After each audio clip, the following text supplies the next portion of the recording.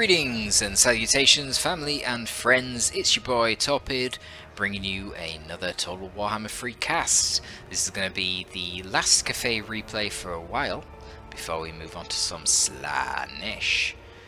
But we're going to talk about the Cathay versus Kislev matchup. This is a pretty balanced matchup, which is nice and fun. Now, much like Cathay versus Ogres, I think that Missile Mirror and the Shugengan of Yin magic is very effective in this matchup.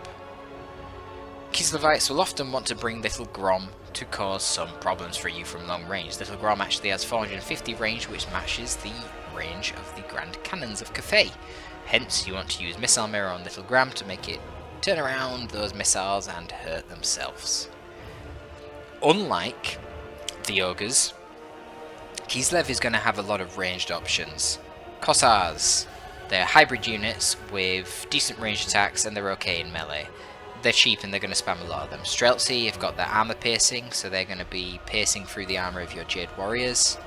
For this reason, you really, even the armored Kossars as well have pistols, so you need something to protect yourself against small arms fire. Shields, for this reason, are going to be very valuable. That is why you will see in the Reinforcements army I have a total of 4 Jade Warriors. These are going to be much more effective in this matchup than they will be against the Ogres and in a lot of other matchups. These guys will trade quite effectively with the Kislevite infantry. They will absorb a lot of their ranged attacks, particularly the ones from the Kossars, with that high armor of 80 and the bronze shields, giving them 35% chance to just ignore missile damages that come from the front. You will also want to make sure that you bring a lot of crossbowmen. Now the crossbowmen, 160 range, they actually outrange the Streltsy and the enemy Kossars. This is beautiful. It means that you can send your Jade Warriors with high armor and shield in front of them, absorbing the enemy range shots, while your Jade Warriors with crossbows just whittle them down very quickly. You do want to bring shields in case the enemy does get a bit closer, and so that you can ensure that you win all of those ranged firefights. Now you'll notice in the initial army I do not bring any such Jade Warriors. I only bring the Halberds and the Spears, but that's because I have 2 Grand Cannons and a Skyjunk and a Shugengan of Yin. Between the Shugengan of Yin and the Grand Cannons, the Kislevite artillery should be nothing to worry about, and I can blow up a lot of their forces with my cannons from a distance. Their infantry is frightened by the Skyjunk, so it doesn't want to engage en masse early on. However, the threat of course would be if the Kislevites opt for a heavy cavalry build. Perhaps they went for Warbear Riders in their early build. The Patriarch and Katarina could both be on bears and attack you. They've got Winged Lancers. There's a lot of powerful cavalry options that Cathay have to deal with in this matchup, and if they rush you with them, your artillery is going to get wrecked. For that reason I suggest bringing the Halberds and Spearmen at the start and then reinforcing appropriately. If they bring a lot of Warbear Riders or other cavalry or variants, the Iron Hill Gunners can be good, stood behind your Halberds to counter-initiate utilising their armour-piercing shots. They don't have good range, and they're very fragile, but they only cost 500 resources, which is not a lot for the amount of DPS that they can output. You can combine the Yin ability Storm of Shadows to give them a speed debuff, and suddenly that 90 range on your Iron Hill Gunners is a lot more workable.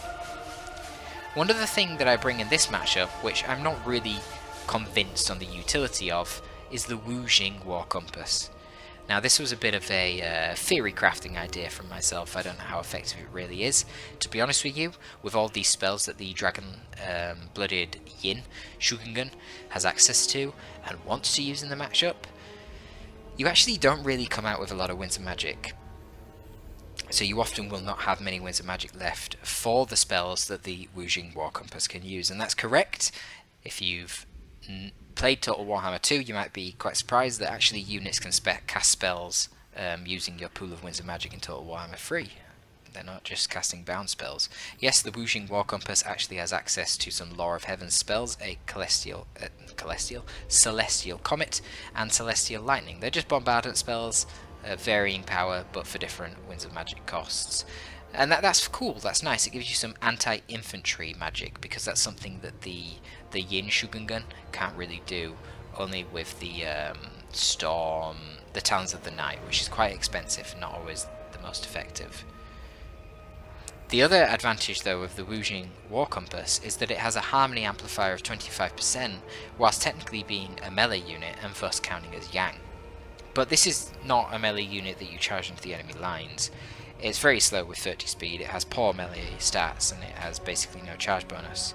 The purpose of it is to be sat at the back lines, buffing all of your ranged troops with extra harmony, extra strong harmony, because of the fact it's Yang. And while it's there, it can constantly cast spells. Furthermore, it can be equipped with the Nexus of Elemental Winds, which gives you more power recharge for your Winds of Magic, so you can just cast more spells. So it's alright, you just stick it at the back of your army. It then gives a harmony boost to the Grand Cannons and to any crossbowmen nearby, and that harmony boost is better than you'd get from just having maybe a squad of peasants nearby, because it's amplified with an extra 25%. And then it can cast out spells and destroy enemy Kislevite infantry. I don't know whether it's good or not, but it does some work in this game, so who cares, right? And finally, one thing to note is that Kislev lack any air force whatsoever. So once you've dealt with things like Little Grom using your own cannons and the missile mirror, suddenly the Sky Junk is unstoppable, because they can't shoot it down due to the range that it has. So then you've just got really good support. Again, you can keep it at the back, and get guaranteed harmony amplifier for some of your melee troops. You also can then opt for longbow riders if you have a bit of an advantage, because again, they're flying units. The enemy can only shoot them down, but they're 105 speed with shields and 110 armor. Good luck shooting that down. If you play well, they shouldn't be able to. They're not necessarily going to be cost effective, but that's why I say if you get a good lead early on, you can cement that lead with great longbow riders, so I think this build could be quite effective. Now my opponent, they brought a lot of cavalry in their reinforcements. They've also bought triple snow leopards. These guys are very cheap, very fragile, but they are extremely fast and they have anti-large. I imagine why he's brought these is in case I brought the Dragon Lords. Obviously Cathay can bring Dragon Leaders, which are very powerful in melee. These Snow Leopards would be quite cost effective and good at counter-initiating against them, but I didn't bring a Dragon Lord, I only brought a Dragon Blooded. Let's get into the replay and see what happened.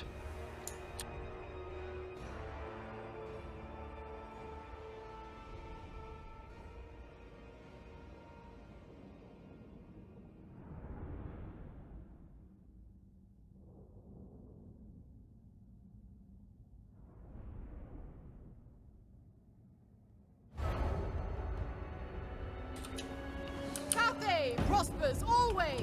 Today is no different. Fight for order and harmony. One thing I will say about this map that you have to be very wary of is if you're fighting enemy spellcasters, you can get kind of battered when you walk down this ramp if they rush forward and start using vortexes. So try and split up your army a bit first before you push everything down here. Furthermore, it seems a little bit imbalanced. I don't get very good line of sight down here initially because my deployment zone ends like here. So it's kind of shit. I have to walk out and turn around to try and attack them, and they get easy line of sight on me. Nevertheless, you can see the Grand Cannons really out DPS Little Grom, doing great damage to him. He's scared and he runs it back around the corner.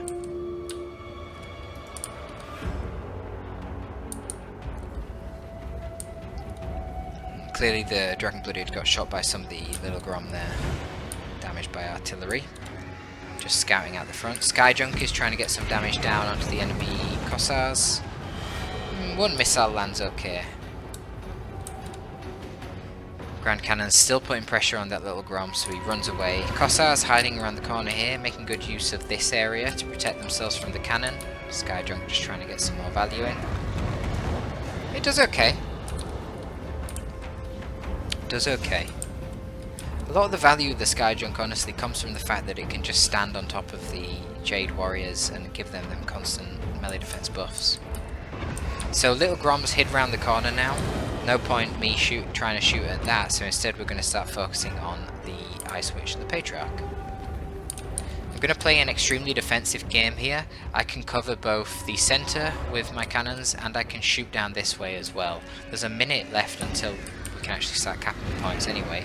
What's the point me overextending? Little Grom keeps popping out from behind the wall very annoyingly. He has actually been hit by the missile mirror here, so we'll get to see once again what happens if he tries to shoot it. I think this player is quite wise though, he's actually aware of this, and he's choosing not to shoot instead. He's just moving around with his little Grom, hiding it behind the wall once again. So it's smart, he's not actually shooting himself, which is very wise. And then he sees it wears off, comes around the corner, and he's going to start harassing me once again. See how effective this Grom is, though. Did that take out a cannon? No. Oh, it did actually, yeah, that wiped out one of my cannons. He drops a little hailstorm spell on it as well. Hailstorm, not doing that much, to be honest, but yeah, I guess it tickled it. Okay, there you go, now I've lost 2 cannons. Yeah, little Grom putting in a lot of work. However, hit the Ice Witch with the Storm of Shadows, lowering her speed, making her a bloody easy target for these cannons. Little Grom shooting again. Look how slow that projectile moves, god damn.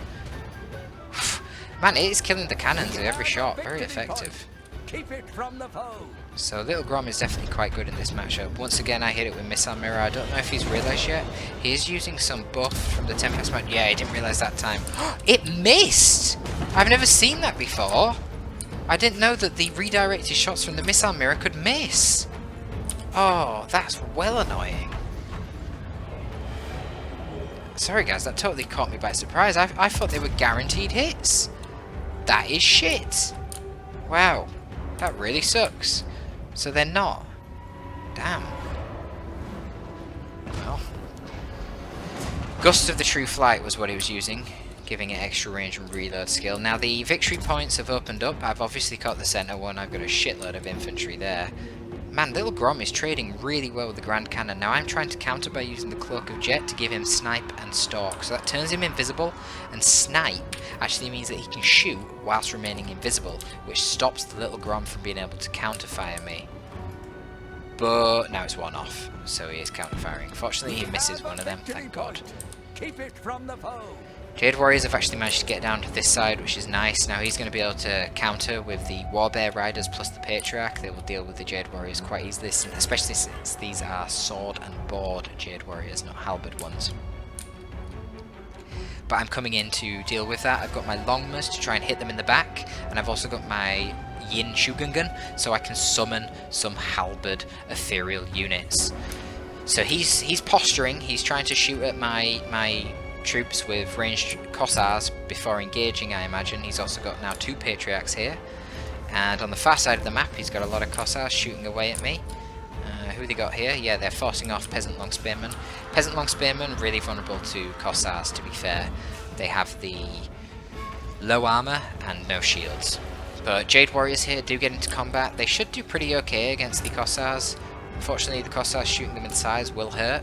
However, that's what the Jade Warrior crossbowmen are there for. They will trade extremely effectively with Cossars in ranged.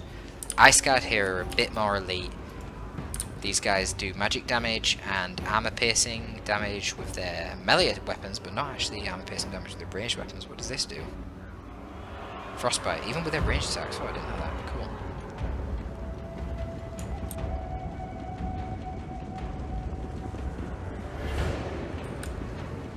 So the enemy has summoned some Kossovite dervishes. These are very cheap cavalry options that the Kislevites get access to. They won't actually do very good damage to my Jade Warriors in melee, but they will tie them up for quite a lot of time. You can see that that charge was quite anemic, to be honest. And then I'm just going to fall back into the Peasant Long Spearmen, just force them off. But they do disrupt me for a little bit of time. Now, did we get that summon? We did. Ancestral Warriors are here. Ethereal units that are summoned by the Shugengan Yin. Dragon-blooded. Jade Longmas actually got compromised here. Looks like I was trying to deal with the Cossars with them, and I got jumped by the Warbear Riders and the Patriarchs. Warbear Riders are anti-large, so that was a horrible engagement for me. Did weaken the Cossars, but it's not ideal. Now fortunately, a lot of their infantry is getting kind of battered by the Skyjunks and the cannon. The Ice Witch is still very low from earlier as well. Some nice damage coming in from the Streltsy there. Poor positioning of my Dragon Lord Shugengan. The artillery battle still continues, man. This has just been the thing for the entire game, jeez. One of your units has been destroyed. Constant skirmishing on this side as well. I'm sending out another combination of Peasant Spearmen plus Jade Warriors. Peasant Spearmen obviously to tank the shots up front, dissuade the enemy dervishes from moving in, and crossbowmen to do the real damage. But by pulling all my infantry to the peripheral flanks, I've now left the central VP pretty empty. So he's moving in with those Warbear Riders that did so well against my Jade Longma, and trying to take that. The Skyjunk is proving really problematic though, blasting these Streltsy, getting some really good damage on them, and doing a lot of damage to the Cossars as well. Let's have a look at the kills on it so far. Not a lot of kills, but some good value. Clearly it's doing a lot of damage. So these elite troops of Kislev are actually forcing back my Peasant Long Spearmen. Well, kind of. They are actually taking decent damage here, aren't they, from the Warbears? The Warbears themselves not really taking that much damage from the Peasant Long Spearmen, but when they're tied up like this, they're a very easy target for ranged units, and this is where the Iron Hail Gunners come in, because if we look at Warbears, 95 armor on the fuckers. So they're pinned down from the front by the Peasant Long Spearmen, and they're going to summon some more Ancestral Warriors. Those Ancestral Warriors try and get behind them, pin them in place a bit, and then the Iron Hail Gunners can move down and shoot them to pieces. Because the Warbears are such big targets, they stand a bit taller than the Peasant Long Spearmen, just like Ogres, and that means the Iron Hail Gunners can actually shoot over and hit them, even if they're not in this circumstance where they have the high ground. A lot of fighting going in there. The Dragon-Blooded trying to tie up this Patriarch so the Halbers can get onto it, but the Dragon-Blooded does not want to try and 1v1 a Patriarch. That will not go well for it. The rest of the Kislevite cavalry is now charging down the hills. Winged Lancers and Kossovite Dervishes coming in for a big push onto my forces in the centre. But Iron Hail Gunners are set up with their little shotguns, their shotgun muskets that they're trying to reload, pew-pewing their way into these enemy Bear Riders. Look at that. Finishes off the Warbear Riders pretty much, but the Winged Lancers are ready to intercept. Let's see what happens next. Do I have any more? Yes, so some Peasant Long Spearmen coming over on that side to deal with it. This side of the battle's been pretty bloody. We've got Armoured Cossars in melee here with Peasant Long Spearmen. They will easily beat them up. Winged Lancers have been pushed to the side, but I've resummoned some great Longmire Riders, probably moving around the back to try and get a flank here. Peasant Spearmen moving across, and the Crossbowmen are doing what they can to deal with the Ice Guards, which they will trade very effectively. Now the Longmire Riders charge in here in this narrow pass in between these icy hillsides and kind of catch the Winged Lancers at a position. And because the Winged Lancers weren't able to get their charge bonus here, unlike the Great Longmires because they're flying, man, the Winged Lancers just get absolutely wrecked. Winged Lancers you see with 60 charge bonus, they are very reliant for their charge bonus in order to be effective in these fights. Cossars did easily beat off that first squad of Peasant Spearmen, and now they're going to do the same to this one as well. But I'm just delaying them, I'm just keeping them back from this point, which I was actually trying to capture and I didn't manage to finish capturing it. So that's not good, I need to get something on that point ASAP. Still, at this moment in time, I do own this point, so I'm still generating VPs. But Kislev actually managed to take back the centre somehow. I guess with all that cavalry that they pushed through, but eventually they started taking more and more losses from all the troops I spawned in. A couple more Jade Warriors coming out, Iron Hail Gunners still alive, and some peasants pushing on through. Going to tie up the Streltsy in melee. But all Kislevite forces are decent in melee, so Halberds will not trade that well against Streltsy in melee. Fortunately though, there are some more Peasant Long Spearmen coming around the side to fight as well. What's going on here? We've got Winged Lancers and Kossovite Dervishes tying up my crossbowmen here. They are going to force them off. Looks like the Skyjunk might be coming over for a bombing run. Probably not going to be... Oh, there it is. Yeah, that really didn't do that much. Kind of missed, to be honest, but I was going to say probably not going to be that effective anyway against enemy cavalry. What's going on this side? Oh, bloody hell. It ended already. I guess I got enough victory points. Well, there you have it, folks. Unending glory is us.